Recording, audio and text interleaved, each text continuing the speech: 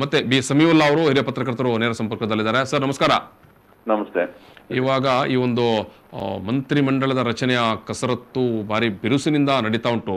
So ಇಂತಹ ಸಂದರ್ಭದಲ್ಲಿ S ಪೂರ್ಣ ಪ್ರಮಾಣದ ಸಚಿವ ಸಂಪುಟ ರಚನೆ ಆಗತ್ತಾ ಅನ್ನುವಂಥ ಒಂದು ಪ್ರಶ್ನೆ. ಜೊತೆಗೆ JDS ವರಿಷ್ಠರಾಗಿರುವಂಥ ದೇವೇಗೌಡರನ್ನು ಬೊಮ್ಮಾಯಿ ಅವರು ಭೇಟಿ ಮಾಡ್ತಾರಲ್ಲ, ಇದು ಕೇವಲ ಒಂದು ಏನು ಸೌಹಾರ್ದದ ಭೇಟಿಯೋ ಅಥವಾ ಏನಾದರೂ ನಿಗೂಢ ಅರ್ಥವನ್ನು ಇದೆಯೋ? ಏನು ಹೇಳ್ತೀರಿ ಸರ್ ನೀವು? ಒಂದು ದೇವೇಗೌಡರ ಭೇಟಿಯಿಂದ ಶುರು ಮಾಡೋಣ. ಅದೊಂದು ಸಾಂಪ್ರದಾಯಿಕ ಮತ್ತು ಸೌಜನ್ಯದ ಭೇಟಿ ಅಂತ ಮೇಲ್ನೋಟಕ್ಕೆ ಅನ್ಸುತ್ತೆ. ಯಾಕೆಂತಂದ್ರೆ ತನ್ನ ಬಾಲ್ಯದ ದಿನಗಳಿಂದಲೂ ಕೂಡ ದೇವೇಗೌಡರನ್ನ ಅತ್ಯಂತ ಒಡನಾಟದಿಂದ ಬಲ್ಲಂತವರು ಈಗಿನ ಮುಖ್ಯಮಂತ್ರಿಗಳು, ಅವರ ತಂದೆ ಮತ್ತು ದೇವೇಗೌಡರು ಅತ್ಯಂತ ಹತ್ತಿರದವರು. ಇದು ಒಂದು ಸಾಂಪ್ರದಾಯಿಕ ಭೇಟಿಯ ಮುಖ್ಯವಾದಂತಹ ಕಾರಣ. ಮತ್ತೊಂದು ಕಾರಣ ಏನು ಅಂತಂದ್ರೆ, ಒಂದು ರೀತಿಯಲ್ಲಿ ಚದುರಂಗ ಇದು, ಚೆಸ್ಸು. ಈಗ ಎಕ್ಸ್ಪೆನ್ಷನ್ ನಲ್ಲಿ ಇರೋ 33-34 ಸ್ಥಾನಗಳಲ್ಲಿ 17 ಜನಕ್ಕೆ ಆಪರೇಷನ್ ಕಮದಲ್ಲಿ ಕೊಟ್ರೆ, ಇನ್ನು 17 ಜನರಲ್ಲಿ ಯಾರಿಗೆ ಕೊಡ್ತೀರಾ ಉಳ್ದದ್ದು? ಎಷ್ಟು 5 ಜನ DCM ಮಾಡ್ತೀರಾ, ಅಥವಾ ಎಷ್ಟು ಜಿಲ್ಲೆಗಳಿಗೆ ಪ್ರಾತಿನಿಧ್ಯ ಕೊಡ್ತೀರಾ? ಇಲ್ಲ ಅವ್ರ ಬೆಂಬಲಿಗರಿಗೆ ಹೆಚ್ಚನ ಕೊಟ್ಕೋತಾರೆ, ಸೀನಿಯರ್ಸ್ಗೆ ಹೆಚ್ಚನ ಕೊಟ್ಕೋತಾರೆ.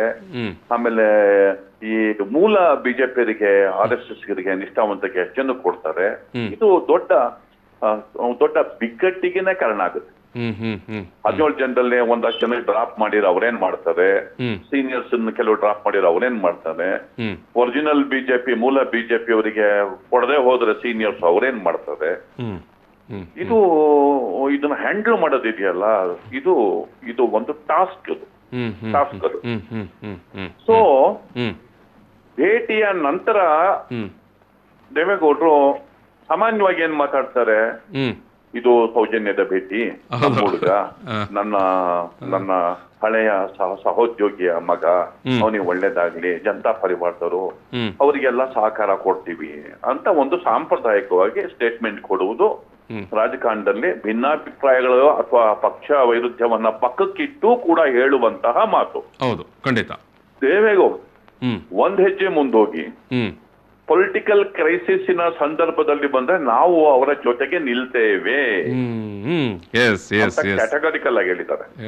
ಅಂದರೆ ಸಂಪುಟ ವಿಸ್ತರಣೆ ಇರಬಹುದು ಮತ್ತು ಬರುವ ದಿನಗಳಲ್ಲಿ ಉಂಟಾಗಬಹುದಾದಂತಹ ಕ್ರೈಸಿಸ್ನ ಸಂದರ್ಭಗಳು ಬಂದು ಏನಾದ್ರು ಎಡವಟ್ಟುಗಳಾದ್ರೆ, ಸಂಖ್ಯೆಗಳಲ್ಲಿ ಕೊರತೆ ಬಿದ್ದರೆ, ಅಂದ್ರೆ ಯಾರಾದ್ರೂ ಆಪರೇಷನ್ ಕಮದಲ್ಲಿ ಬಂದಿರೋರು ಬೇರೆಯವರು ಅವಕಾಶ ಸಿಗ್ಲಿಲ್ಲ ಅಂತ ರಾಜೀನಾಮೆಯನ್ನು ಕೊಡೋ ಪರಿಸ್ಥಿತಿ ಬಂದರೆ, ಆಗುಂಟಾಗುವಂತಹ ಅತಂತ್ರ ಸ್ಥಾನದಲ್ಲಿ ಶಾಸಕರ ಬೆಂಬಲವನ್ನ ನಾವು ಕೊಡೋದಕ್ಕೆ ಸಿದ್ಧ.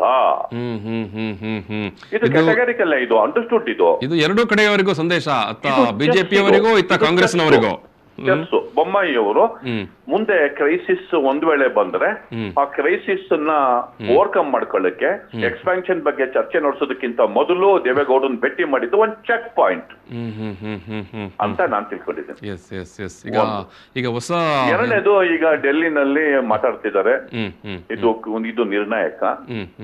ಒಂದು ಬಿಗ್ ಏನಂತ ಹೇಳ್ತಾರೆ, ಫೇಸ್ ಲಿಸ್ಟ್ ಅಂತ ಹೇಳ್ಬೋದಾ, ಒಂದು ಹೊಸ ಮುಖಗಳು, ಹೊಸ ಸಂಪುಟ, ಈ ತರದ ಒಂದು ಭರ್ಜರಿ ಜನಗಳ ಮುಂದೆ ಪ್ರೆಸೆಂಟೇಷನ್ ಗೆ ಒಂದು ಸ್ಟ್ರಾಟಜಿನ ರೆಡಿ ಮಾಡ್ತಿದ್ದಾರೆ ಅಂತ ಅನ್ಸುತ್ತೆ. ಅಂದ್ರೆ ಮುಂದಿನ ಚುನಾವಣೆ, ಆಮೇಲೆ ಬರುವಂತ ಲೋಕಸಭಾ ಚುನಾವಣೆವರೆಗೂ ಏನೇನಾಗುತ್ತೋ, ಈಗ ಯಡಿಯೂರಪ್ಪ ಏನ್ ಮಾಡ್ತಾರೋ, ಅವ್ರ ಬೆಂಬಲಿಗರಿಗೆ ಕೊಡದೆ ಹೋದ್ರೆ, ಈಗ ಆಪರೇಷನ್ ಕಮದಲ್ಲಿ ಕೊಡದೆ ಹೋದ್ರೆ ಅವ್ರ ಮಗನಿಗೆ ಅಕಾಮಡೇಟ್ ಮಾಡ್ಲೇಬೇಕು, ಬಿಡಲ್ಲ.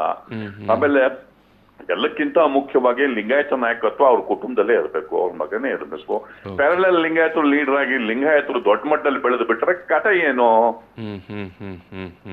These are all the things which has to be discussed. Yes sir. Thank you sir. Thank you.